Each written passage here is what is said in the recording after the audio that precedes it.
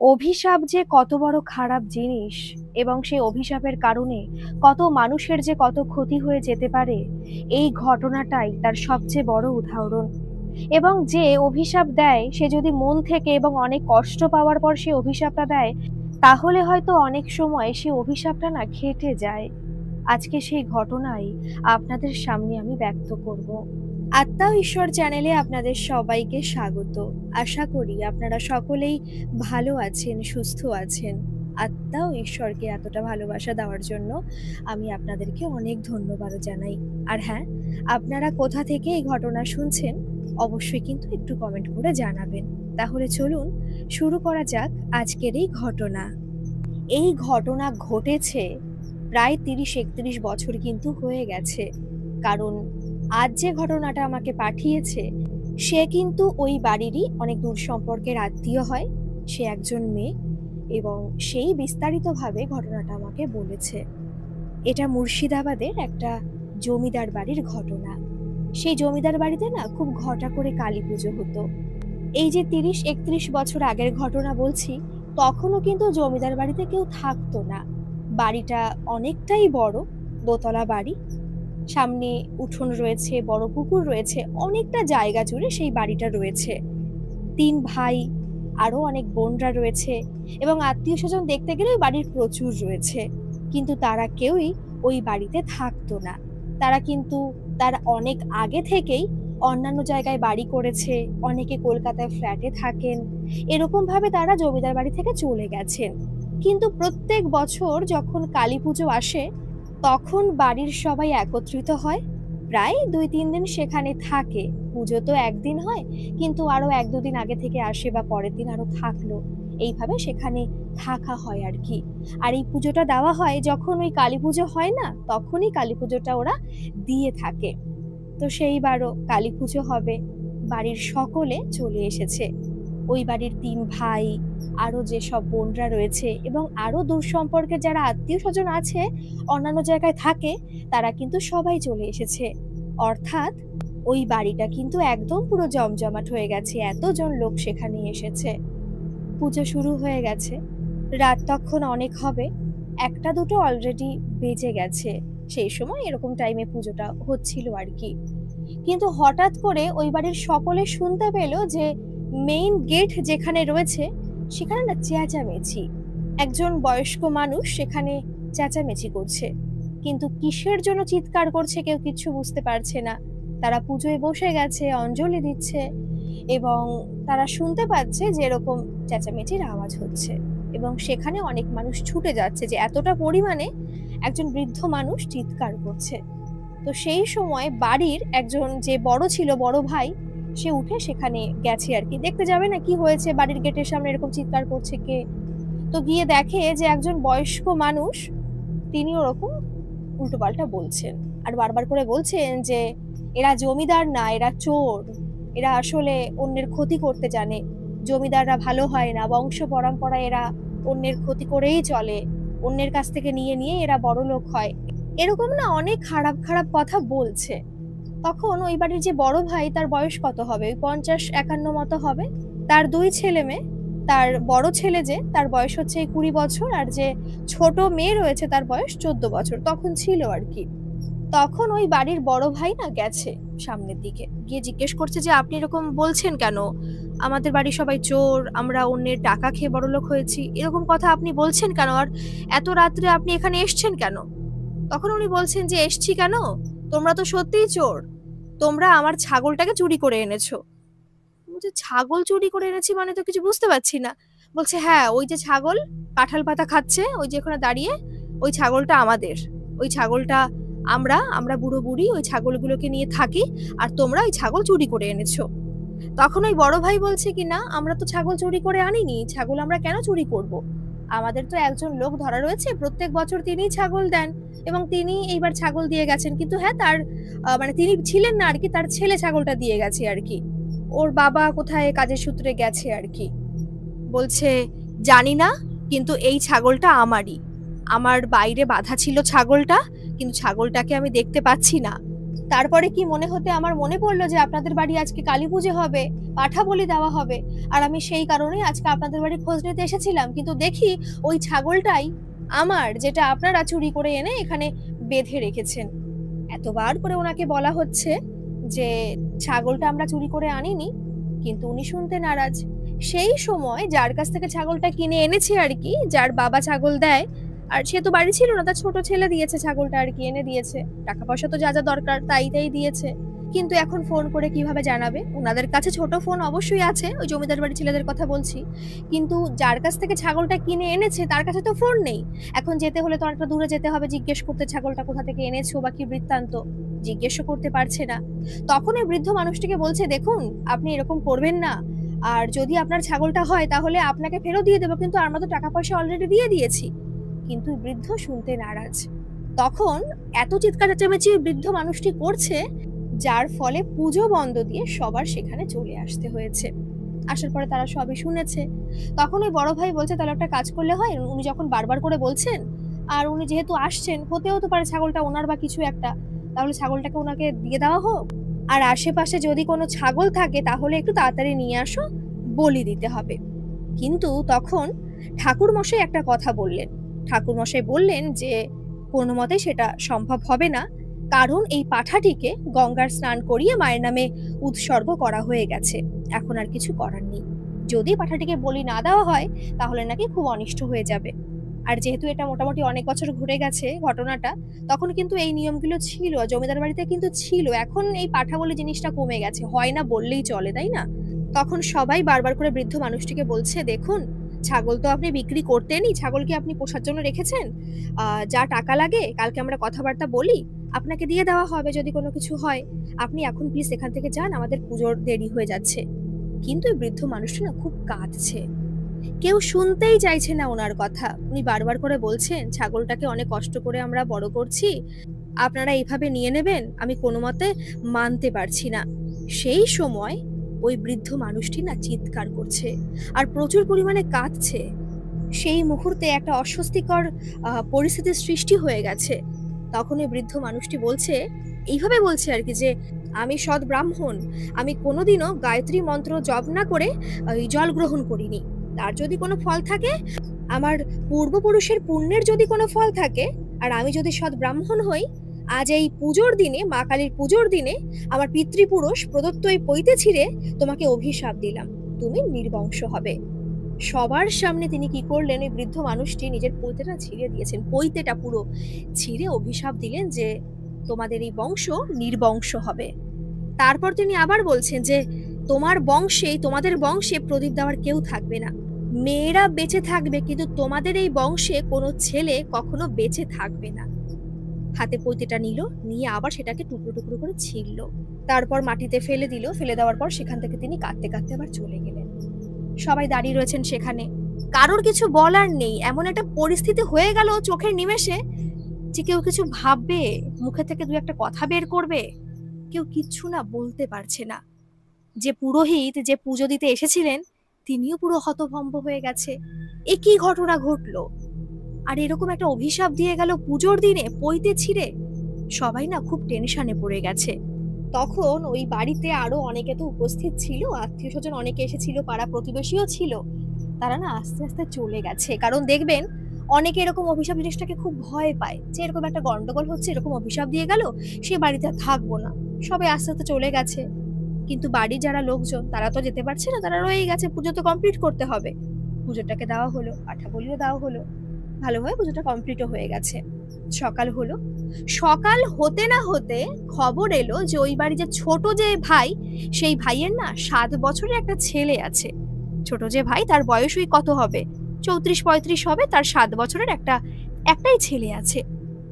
ছেলের না খুব শরীর অসুস্থ, রাত্রেবেলায় তো বেশি জাগেনি, 11টা 11:30টার দিকে ঘুমিয়ে পড়েছিল। ওই যে গন্ডগোলটা হচ্ছিল তখন কিন্তু ছিল না, কারণ তখন সে ঘুমোচ্ছিল উপরের ঘরে। সকালবেলা উঠলো, ওঠার পরে ছেলেটা বারবার করে বলছে তার নাকি অসম্ভব পেটে ব্যথা করছে, তার এত পেটে ব্যথা করছে যে সে কোনো মতেই থাকতে পারছে না। অনেক দূরে একটা ডাক্তারের বাড়ি আছে, তাকে ডাকা হলো, সেখান থেকে তিনি আসলেন, ওষুধপত্র দিলেন, কিন্তু সেগুলো খেয়েও কোনোভাবে কোনো কিছু হচ্ছে না। তারপরে তাকে হসপিটালে নিয়ে যাওয়া হলো।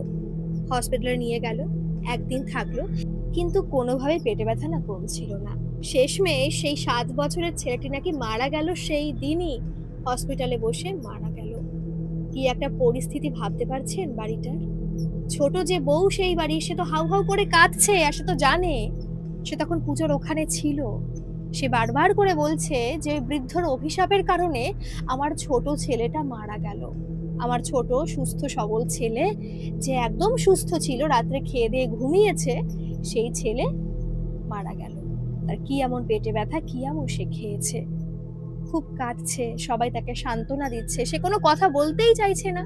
কিন্তু ওই যে যেদিন ঘটনাটা ঘটলো না, কালী পুজোর দিন, তারপরে কিন্তু সকালবেলাতেই আরো 2-1 জন পৌঁছে গেছিল, যে আর কি ছাগল দিয়েছিল যে ছেলেটা। কিন্তু তাদের বাড়িতে গিয়ে শুনলো সেই ছেলে নাকি পলাতক, সেই ছেলেকে খুঁজে পাওয়া যাচ্ছে না। তার মা তো কিচ্ছু বলবে না, সে যদি জানেও কিছু, সে তো বলতেই চাইছে না। সে বলছে না, আমাদের বাড়িরই ছাগল দেওয়া হয়েছে। কিন্তু আশেপাশে জিজ্ঞেস করে সবাই জানলো যে এদের বাড়িতে যে কটা ছাগল ছিল, সে কটা ছাগলই এখানে আছে। ছাগলের কোনো কমতি নেই, একটাও সেখান থেকে কমে যায়নি। তাহলে ছাগল কোথা থেকে আসলো? পরে তারা বুঝতে পারলো যে নিশ্চয়ই ওই ছেলে ওই ছাগলটাকে চুরি করে এই বাড়িতে এসে দিয়ে গেছে। কিন্তু দোস্ত সেখানে জমিদার বাড়ি কারো ছিল না, ছিল তো ওই ছেলেটার। আর বৃদ্ধ মানুষটিও খুব কষ্ট পেয়েছে, কারণ তার ছাগল যদি চোখের সামনে বলি হয়, বলি দেওয়ার জন্য দাঁড়িয়ে থাকে, তাহলে তো তার কষ্ট হবেই। সে অনেক কষ্টের পরে নিশ্চয়ই অভিশাপ দিয়েছে। এইবার কি করলো, বৃদ্ধের বাড়িতে গেল খোঁজ নিতে। সবাই বলছে তাহলে যান, ওই বৃদ্ধের বাড়িতে যান, গিয়ে একটু বলুন যে আপনারা ভুল ভেবেছিলেন, আপনারা ছাগলটাকে বলি দিয়ে ভুল করেছেন, একটু ক্ষমা চান, আশা করি উনি ক্ষমা করে দেবেন, নিশ্চয়ই কোনো একটা পথ বের হবে। কিন্তু সেই বাড়িতে গিয়ে দেখলেন সেই বাড়ির সেই দিনই সমস্ত ছাগলকে বিক্রি করে তারা নাকি কোথায় উধাও হয়ে গেছে। তাদের কোথাও খুঁজে পাওয়া যাচ্ছে না, কারণ তাদের তো কেউ ছিল না, তাদের কোনো সন্তান কিন্তু কোনোদিনই হয়নি। তারা বয়স্ক বুড়ো বুড়ি সেখানে আর কি থাকতো সুখে শান্তিতে ছাগলগুলোকে নিয়ে। এত কষ্ট পেয়েছেন তিনি ছাগলগুলোকে। সকালে ওই অনেকে আসে না বাড়িতে বাড়িতে ছাগল নিতে আসে, কিন্তু অনেকে সাইকেলে করে ছাগল কিনবে এরকম বলতে বলতে আসে, তাদের কাছে যে কটা ছাগল ছিল সব বিক্রি করে দিয়ে তারা সেই দিনই কোথায় যেন চলে গেছে, বাড়ি ঘরে পুরো তালা দেওয়া। তার পরের দিন তো এরকম ঘটনা ঘটলো, সেই বাড়ির ছোট একটা বাচ্চা ছেলে মারা গেল। এখন তারা বয়স্ক মানুষটিকে কোথায় খুঁজবে? সবার মনে একটা আতঙ্ক। কেউ আর তারপর থাকেনি, সবাই তো চাকরি বাকরি করে, সবাই অনেক ব্যবসা টবসা অনেকের আছে, তারা চলে যাবে, যেখানে যার বাড়ি সেখানে তারা চলে যাবে আর কি। তার পরের দিনে সবাই রওনা হলো। আর ওদিকে ছোট ভাইটা তার স্ত্রীকে নিয়ে যাচ্ছে। তাদের তো আর কেউ নেই, একটা মাত্রই ছেলে ছিল, ছোট ছেলে। এখন তারা কি করবে? অনেক কষ্ট নিয়ে তারা কলকাতায় চলে গেছে। যাওয়ার পরে প্রায় 3-4 দিন না কেটে গেছে। কিন্তু হঠাৎ খবর আসলো মেজো ভাইয়ের একটা ছেলে আছে, যার বয়স ওই 15-16 বছর, সবে তখন মাধ্যমিক দিয়েছে আর কি। সেই ছেলে নাকি স্কুলে যাচ্ছিল, কিন্তু স্কুলে যাওয়ার পথে সেই ছেলের একটা কার অ্যাক্সিডেন্ট হয়, তাকে হসপিটালে নিয়ে যাওয়া হয়, কিন্তু সে আর বাঁচেনি, সে মারা গেছে। সেই খবর শুনে তো সবাই চলে গেছে, বড় ভাই চলে গেছে, ছোট ভাই চলে গেছে, আরো যে সব আত্মীয় স্বজন বোনেরা ছিল তারা সবাই সেখানে গেছে। যাওয়ার পরে কারোর কিছু বলার নেই, কি বলবে তখন? মাত্র 3-4 দিন হলো যে এই বাড়ির ছোট একটা বাচ্চা ছেলে মারা গেছে, আর আজ এত বড় একটা অ্যাক্সিডেন্ট হয়ে গেল এই বাড়ির মেজো ছেলের, তার যে 15 বছরের ছেলেটা রয়েছে তার। কি বলবে তখন সবাই? তখন তো সবাই একই কথা বলছে যে অভিশাপের কারণে এইসব হয়েছে। ওরা তারপর কি করলো, যে একটা পুজো দেওয়ার চিন্তা ভাবনা করলো। একটা পুরোহিতকে ডাকা হলো, তাকে সমস্ত কিছু জানানো হলো, আর বলা হলো যে দেখুন এরকম এরকম ব্যাপার হয়েছে, এরকম অভিশাপ দিয়েছে একজন ব্রাহ্মণ, কি করে এটার খণ্ডন করা যায় আর কি। তিনি বললেন যে এই করতে হবে, এগুলো জোগাড় করো, আমি বড় যজ্ঞ করব, ঠিক হয়ে যাবে সমস্ত কিছু করলে। বড় যজ্ঞ করা হলো, খুব ভালোভাবেই করা হলো। সেটা করার প্রায় 3-4 মাস সমস্ত কিছু ভালো ছিল। সবাই তো ভাবলো যাক এই যজ্ঞ করার ফলে আর কোনো সমস্যা হয়তো হবে না, যজ্ঞ করা হয়ে গেছে, হয়তো অভিশাপ খণ্ডনও হয়ে গেছে। কিন্তু না, অভিশাপ কিন্তু খণ্ডন হয়নি। যদি হতো তাহলে হয়তো অনেক ভালো হতো। হঠাৎ করে এরকম খবর আসলো যে ওই যে মেজো ভাই, তার শরীর নাকি খুব অসুস্থ। তাদের কিন্তু একটা বড় এরকম কাপড়ের ব্যবসা, কলকাতাতেই একটা বড় কাপড়ের ব্যবসা আছে, কিন্তু সে ব্যবসা চালাতে পারছে না, কারণ তার শরীর খুব অসুস্থ। সে বিছানা থেকে উঠতে পারছে না, ডাক্তার দেখানো হয়েছে, কোনো রোগ ধরা পড়ছে না, কিন্তু শরীর না আস্তে আস্তে শুকিয়ে যাচ্ছে। এত ডাক্তার বদ্যি দেখানো হচ্ছে, কোনোভাবেই কোনো কাজ হচ্ছে না। অনেক জায়গায় নিয়ে যাওয়া হয়েছে ঠাকুরের স্থানে, কিন্তু সেখানে গিয়েও কোনো কাজ হচ্ছে না। সেখান থেকে অনেক ব্যবস্থা দেওয়া হচ্ছে। আবার ২-১ দিন সুস্থ থাকছে, আবার শরীরটা আরো বেশি পরিমাণে খারাপ হয়ে যাচ্ছে। আরো যে ২ ভাই আছে, ছোট ভাই, বড় ভাই, তারা দেখতে গেছে। কিন্তু দেখে যে মেজ ভাইয়ের শরীর এরকম অসুস্থ। প্রায় ১ টা মাসও ভুগেছিল, ১ টা মাস বিছানায় ছিল। শরীরে ঘা হয়ে গিয়েছিল বিছানায় শুয়ে থাকতে, থাকতে। তারপরে ১ টা মাস যাওয়ার পরে সেই মেজ ভাই মারা যায়। আর এই মেজ ভাই মারা যাওয়ার পরে না সবার পরিস্থিতি খুব খারাপ হয়ে যায়। বড় ভাই কিছু করতে পারছে না, তারও ওরকম বিরাট ব্যবসা রয়েছে, সেও কিছু করতে পারছে না। এদিকে ছোট ভাই যে চাকরি করে সেও ঠিকমতো কাজে মন দিতে পারছে না। সবসময় একটা চিন্তা মাথায় ঘোরে। আর এখন বেশি চিন্তা হয়েছে বড় ভাইয়ের। কারণ তার একটা ছেলে যার বয়স এই ২০-২১ বছর। সবাই যখন মারা গেল এই বাড়িতে আর ছেলে তেমন কেউ নেই। একমাত্র ছেলে রয়েছে হচ্ছে তার বড় ছেলে, আর কিন্তু ছেলে কেউ নেই। মেজ ভাইয়ের আরেকটা ছোট মেয়ে আছে যার বয়স ৫ বছর। আর ছোট ভাইয়ের তো এখনো আর কোনো সন্তান নেই আরকি। কি একটা চিন্তা! সবসময় কাঁদতে থাকে ওই বড় ভাইয়ের যে স্ত্রী, সে যে তার ছেলে রয়েছে যদি তার কিছু হয়ে যায়। বলছে না কিছু হবে না। সবসময় ঠাকুরের স্থানে নিয়ে থাকে, ঠাকুরকে আরাধনা করে, ঠাকুরের কাছে ক্ষমা চায় যে ক্ষমা করে দিও। মোটামুটি করে এইভাবে না আরো ২-৩ মাস কেটে গেছে। ঠাকুরের কাছে বলছে ঠাকুর যেন কোনো সমস্যা না হয়। ছেলেটা এরকম কলেজে পড়ে তো, সে কলেজে যাচ্ছে। কোনো সমস্যা কিন্তু আর দেখা যাচ্ছে না। তারপরে কোনো একদিন ছোট ভাইয়ের যে স্ত্রী সে না বাপের বাড়িতে গেছে। কারণ সে এখনো পর্যন্ত সন্তান শোক কাটিয়ে উঠতে পারছে না। সে সেই কষ্টটাকে মেনে নিতেই পারছে না। সে থেকে বাপের বাড়িতে যায়, সেখানে থেকে আসে। স্বামী কি করছে না করছে তার দিকে কোনো খেয়ালই নেই তার। কারণ সে মনে করে যে এই বাড়ির অভিশাপের কারণেই তার ছেলে মারা গেছে। তাই স্বামীকেও সে ক্ষমা করতে পারে না। তাই মাঝে, মাঝেই চলে যায় বাপের বাড়িতে। ঠিকমতো কথা বলে না স্বামীর সাথে, যত্ন নেয় না, রান্নাবান্নাও ঠিকমতো করে না। সে এমন কথা বলে যে, "আমি কেন মরে যাই না? আমি তো ঠিকমতো খাওয়া-দাওয়া করছি না, ঠিকমতো নিজের যত্ন নিই না।" কিন্তু তবুও সে সুস্থ, আর তার ছোট ছেলেটা মারা গেল। তাই সেদিনও সে বাপের বাড়িতে গেছে, প্রায় ৩-৪ দিন হয়ে গেছে সেখানে গেছে। কিন্তু তার প্রায় ৪-৫ দিন পরে তার কাছে খবর গেল যে তার স্বামী নাকি অফিসে যাচ্ছে না। তখন আর চিন্তায় পড়ে গেছে তার স্ত্রী যে কি হলো, এরকম অফিসে যাচ্ছে না, তাও বললো ৩-৪ দিন হয়ে গেছে অফিসে যাচ্ছে না, কি সমস্যা হলো? তখন তো এত ফোনের চল ছিল না যে ফোন করলে সমস্ত খবর জানা যাবে। তখন কি করলো, ওই যে স্ত্রীটা, ছোট ভাইয়ের যে স্ত্রী, সে তার ভাইকে নিয়ে চলে আসলো এই বাড়িতে। কিন্তু এসে দেখলো ঘরে ভেতর থেকে দরজা দেওয়া। অনেকবার ডাকাডাকি করা হলো, অনেকবার করে, কিন্তু দরজা কেউ খুললো না। শেষমেশ পাড়ার লোকজনকে ডেকে সেই দরজা ভাঙা হলো। কিন্তু ঘরের ভিতরে গিয়ে দেখলো সেই ছোট ভাই গলায় দড়ি দিয়েছে। সবার কাছে ঘটনাটা গেল। এদিকে মেজো ভাই নেই, ছোট ভাই নেই, একমাত্র বড় ভাই আছে। সে তো অসুস্থ হয়ে গেছে পুরো এইসব খবর শুনে। ছোট ভাইয়ের খবর শুনে সে আরো ভেঙে পড়েছে। সে কোনো কথাই বলতে পারছে না, তার চোখে এক ফোঁটা জল নেই। সে কিন্তু যায়নি ছোট ভাইয়ের বডিটাকে দেখতে, সে বাড়িতেই ছিল। সমস্ত কাজকর্ম মিটলো। আর এদিকে এখন ওই বাড়ির যে বড় বউ, সে থরথর করে কাঁপছে যে কবে তার ছেলের ডাক আসবে। কারণ সেই বাড়িতে বংশ রক্ষা করার মানে বলতে গেলে একমাত্র তার ছেলেই রয়েছে, আর কিন্তু কেউ নেই। কি করবে সে? সারাটা দিন খায় না, দায় না, শুধু ঠাকুরের কাছে পড়ে থাকে। এদিকে ব্যবসার অবস্থাও অনেকটা খারাপ হয়ে গেছে। কারণ ঠিকমতো যায় না তো, ব্যবসার দিকে কারোর কোনো নজরই নেই। একদিন রাত্রে স্বপ্ন দেখলো। সবসময় তো কাঁদে, আর ওদিকে বড় ভাইটা তো কাঁদতে পারে না। পুরুষ মানুষ, সেটা সত্যি কথাই। সবার সামনে তো হাউ হাউ করে কাঁদতে পারছে না। তার স্ত্রী তো কাঁদতে পারছে, কষ্ট প্রকাশ করতে পারছে, তিনি তো আর পারছেন না।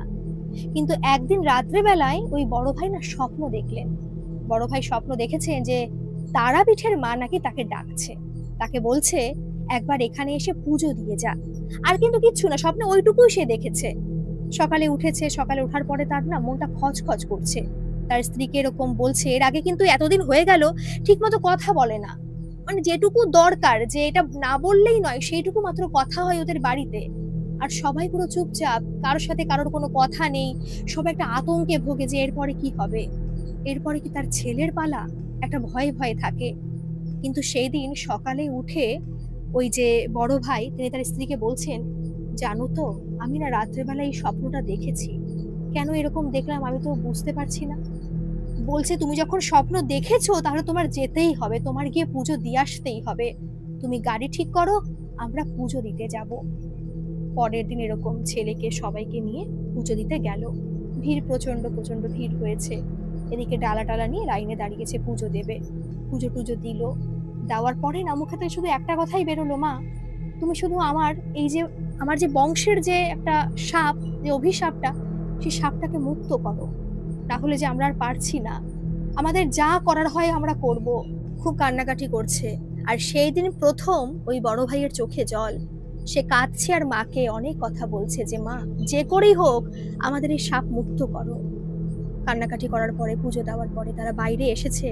কিন্তু বাইরে এসে তারা দেখতে পেয়েছে নাকি ওই বৃদ্ধ মানুষটিকে, ওই সেই বৃদ্ধ মানুষ যে অভিশাপ দিয়েছিল তাদের, যে এরকম অভিশাপ দিলাম তোমাদের বংশ নির্বংশ হবে। ওখানে ভোগ দেয় তো, খাবার দেয় খেতে, সেখানে একজন বয়স্ক মানুষ বসে খাচ্ছে। আর সেই বয়স্ক মানুষটা আর কেউ নয়, সেই বৃদ্ধ।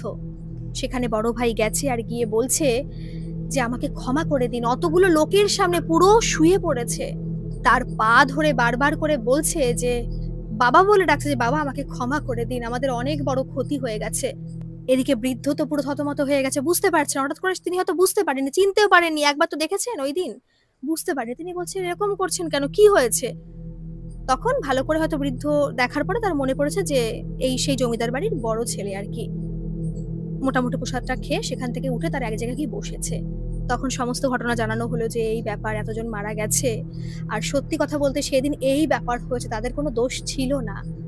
যার কাছ থেকে ছাগলটা নিত আর কি, তার ছেলে একটা অন্যায় কাজ করেছে, তাদের বাড়ি ছাগলকে রেখে আপনার ছাগলটাকে চুরি করে হয়তো আমাদের কাছে দিয়ে গেছে। সেই ছেলে পলাতক, সেই ছেলেকে আমরা খুঁজে পাইনি। এখানে আমাদের দোষ কোথায় আপনি বলুন? খুব কান্নাকাটি করছে যে আপনার অভিশাপের জন্য আজ কতজন মানুষ প্রাণ হারালো। অভিশাপ যে কত ভয়ঙ্কর জিনিস। তখন ওই বৃদ্ধ মানুষটা মাথা নিচু করে বসে রয়েছে। তিনি বলছেন কি করব বলো, আমাদের তো কেউ নেই, আমাদের কোনো সন্তান কোনোদিনও হয়নি। আমার অসুস্থ স্ত্রীকে নিয়ে আমরা দুজন থাকতাম সেখানে, কিন্তু হঠাৎ করে যদি এরকম অন্যায় আমাদের সাথে হয় আমরা কি করে মেনে নেব আপনি বলুন। ওই বৃদ্ধ মানুষটি বললেন যে ওনারা এক জায়গায় চলে গেছিলেন, অন্য জায়গায় গিয়ে থাকতেন, লোকের বাড়ি কাজ করতেন, এইভাবে সংসারটা চালানো হতো। অনেক কষ্টের পরে চলে গেছিল, তো সেখান থেকে ছাগল বিক্রি করে ভালোই টাকা পেয়েছিল, সে টাকাটা রেখে দিয়েছিল কাছে। কিন্তু তার মাত্র 3-4 মাস পরে তার স্ত্রী নাকি মারা গেছে। আর তারপর থেকে নাকি এই তারাপীঠেই তিনি থাকেন। কারণ কি করে খাবেন আর কি, কিছুই তো করতে পারবেন না, বয়স হয়ে গেছে। এখানে থাকেন, এখানে প্রসাদ খান, এখানেই থেকে যান আর কি, বাড়ি যান না। তখন সেই সময় তিনি বললেন যে আমি আমার অভিশাপ ফিরিয়ে নিলাম, আর কারোর কোনো কিছু হবে না। আমি ভাবতে পারিনি যে আমার অভিশাপে এরকম কাজ হয়ে যাবে, এরকম কিছু হবে। আমার তো অনেক কষ্ট হচ্ছিল, রাগের কারণে আমি বলে দিয়েছি ওরকম। কিন্তু অভিশাপ যে এরকম ভাবে ফলে যায় আমি নিজেই সত্যি বুঝতে পারিনি। আমি নিজেও দুঃখিত যে আপনাদের এতগুলো মানুষের, আপনাদের বংশের এতগুলো মানুষের প্রাণ গেছে। তখন তিনি অভিশাপটাকে ফিরিয়ে নিলেন। আর তখন ওই বাড়ির যে বড় ভাই, তিনি একটা কাজ করেছিলেন, তিনি তখন বলেছিলেন যে বাবা আপনি আমাদের সাথে চলুন, আমাদের বাড়িতে তেমন কেউ নেই, আমাদের বাড়ি জায়গা আছে, আপনি আমাদের বাড়িতেই থাকবেন। বয়স্ক মানুষটা না করেননি। তিনি কোথায় থাকবেন, থাকার তো জায়গা নেই আর তেমন, এখানে থাকেন মন্দিরে মন্দিরে, এখানে খাওয়া দাওয়া করেন। তখন তিনি কি করলেন, ওই ওনাদের বাড়ি চলে গেলেন। কিন্তু সবাই যখন খবর পেল, যখন ওই যে মেজো যে বউ ছিল ওই বাড়ির, ছোট বউ, তাদের যে আরো আত্মীয় স্বজন ছিল, তারা যখন জানতে পারলো যে সেই বয়স্ক মানুষটাকে এনে রেখেছে, তারা না সম্পর্ক পুরো একদম ওদের সাথে ছিন্ন করে দিল। তারা বলছে যে আমাদের তো হারিয়ে গেছে সব, আমার ছেলে হারিয়েছে, আমার স্বামী হারিয়েছে, অনেক কিছু আমরা হারিয়ে ফেলেছি, তোমার তো কিছু যায়নি। এরকম অনেক ধরনের কথা ওরা বলেছে, তোমাদের তো কিছু যায়নি, তাই তোমরা খুব ভালো আছো, নিশ্চিন্তে আছো। তাই তোমরা বৃদ্ধ মানুষটি, যার কারণে, যার অভিশাপের কারণে আমাদের বংশের এত বড় ক্ষতি হলো, আর তাকে তোমরা এনে তোমাদের বাড়িতে রাখছো, তাই তোমাদের সাথে কোনো সম্পর্ক আর রাখবো না। এটা, এই রাগটা হয়তো স্বাভাবিক, যাদের গেছে না তারাই জানে, তারা তো কত কষ্ট পেয়েছে না, বিনা কারণে তাদের স্বামী মারা গেল, তাদের সন্তান মারা গেল, তারা কেন মেনে নেবে? এদিকে তখন তারাও বুঝতে পেরেছেন না, এটা হয়তো ঠিক হয়নি বয়স্ক মানুষটাকে এখানে এনে রাখা। একটু টাকা পয়সা হয়তো দিলে ভালো হতো, একটু সাহায্য করলে ভালো হতো, হয়তো বাড়িতে এনে রাখাটা ঠিক হয়নি। কিন্তু দেখুন, ওই যে বড় যে বউ, ওই বাড়ির যে বড় বৌমা, সে তো ইচ্ছে করেই এনেছিল, কারণ তার কাছে তার সন্তান স্বামী তো আগে, সে তো চাইবে যে তার সন্তানের স্বামী যেন ভালো থাকে। তিনি ভেবেছিলেন যদি তাকে এই বাড়িতে এনে রাখা হয় তাহলে হয়তো অনেকটা তিনি খুশি হবেন, আর সেই খুশির কারণে হয়তো সেই তার ছেলে, তার স্বামী সুস্থ থাকবে। কারোর হয়তো কোনো আর সমস্যা হবে না, সেই কারণে তিনি এনে রেখেছিলেন। কিন্তু সেই বয়স্ক মানুষটা মাত্র ৬ মাস বেঁচে ছিল। ৬ মাস বাঁচার পরে তিনি স্ট্রোক করেছিলেন, তারপরে মারা গেছিলেন। কিন্তু আপনারা শুনলে অবাক হবেন যে ওই বাড়ির কেউ বাঁচেনি। আমি না ভাবি যে কাউকে যদি কোনো অভিশাপ দেওয়া হয়, সে অভিশাপ কি মুখে, মুখে ফিরিয়ে নেওয়া যায়? হয়তো যায় না। ওই বৃদ্ধ মারা গেল তার ৬ মাস পরে, আর তার মাত্র ৬ মাস পরেই আবার স্ট্রোক হয়েছিল ওই বাড়ির বড় ভাইয়ের। তিনি মারা গেছিলেন। মারা যাওয়ার পর সবাই তো কষ্ট পেয়েছিল। তখন সবাই এসেছিল, যারা ওই মেজো বউ, ছোট বউ যারা ছিল ওই বাড়ির, তারা এসেছিল, সবাই আত্মীয়স্বজন এসেছিল। তখন না এটাকে তারা ভাবেনি যে অভিশাপের কারণে মারা গেছে। বয়স তো হয়ে গেছে। আর এই যে ভাইয়েরা মারা গেছে, অনেক চিন্তা ভাবনা করেছে, 52-53 বছর হয়ে গেছে। হয়তো সেই চিন্তার কারণে এরকম স্ট্রোক হয়ে গেছে। তারা তেমন কিছু ভাবেনি। কষ্ট তো অবশ্যই বড় বৌমা পেয়েছিল। তার ছোট মেয়ে, সেও তো অনেক বড়, সেও অনেক কষ্ট পেয়েছিল। তারপরে কিন্তু ওই ছেলে বড় হলো। আর কোনো সমস্যা সেখানে হয়নি। ওই ছেলের যখন ২৬ বছর বয়স, তখন সে চাকরি পেয়েছিল। তার ১-১.৫ বছর পরে তাকে বিয়ে দেওয়া হয়েছিল। আর বিয়ে দেওয়ার মাত্র ২ বছর পরেই তাদের যমজ মেয়ে হয়েছিল। কিন্তু যখন ওই ছেলের বয়স ৩৪ বছর, তখন সেই ছেলেটা মারা যায়। তখন ওই বাড়ির বড় বউ বেঁচে ছিল। কেউ না ভাবতে পারেনি যে এরকম হবে। সবাই তখন ভেবেছিল যে না, হয়তো সাপমুক্ত হয়ে গেছে, আর কোনো সমস্যা নেই। আর যারা রাগারাগি করছিল যে বৃদ্ধটাকে কেন এনেছে, যারা অনেক কষ্টের কারণে বলেছিল ওই বাড়ির বড় বৌমাকে যে আপনার ছেলে তো বেঁচে আছে, আপনার স্বামী তো বেঁচে আছে, আপনার কিসের চিন্তা, তারা কিন্তু পরে ভালো হয়ে গিয়েছে। তারা বলেছিল যে না, এই বাড়ির একটা মাত্র ছেলে, সে যেন ভালো থাকে, এই বংশ যেন রক্ষা হয়। কিন্তু না, যখন ওই ছেলের ৩৪ বছর বয়স, তখন তার নিউমোনিয়া ধরা পড়ল। ডাক্তার দেখানো হলো, কিন্তু কোনোভাবেই কিছু হচ্ছিল না। হসপিটালে অনেকদিন ছিল, কিন্তু তারপর সেই ছেলে মারা যায়। সবাই বলেছিল যে অভিশাপ এত সহজে খণ্ডায় না, কিন্তু তবু এতগুলো বছর বেঁচে ছিল। সে বিয়ে করেছে, তার ২ যমজ সন্তান হয়েছে, তারাও কিছুটা বড় হয়েছে। কিন্তু সেই বংশ আর কিন্তু কোনোভাবেই রক্ষা হলো না। অনেক মেয়ে সেই বাড়িতে বেঁচে রয়েছে, তারা ভালো থাকুক, সুস্থ থাকুক।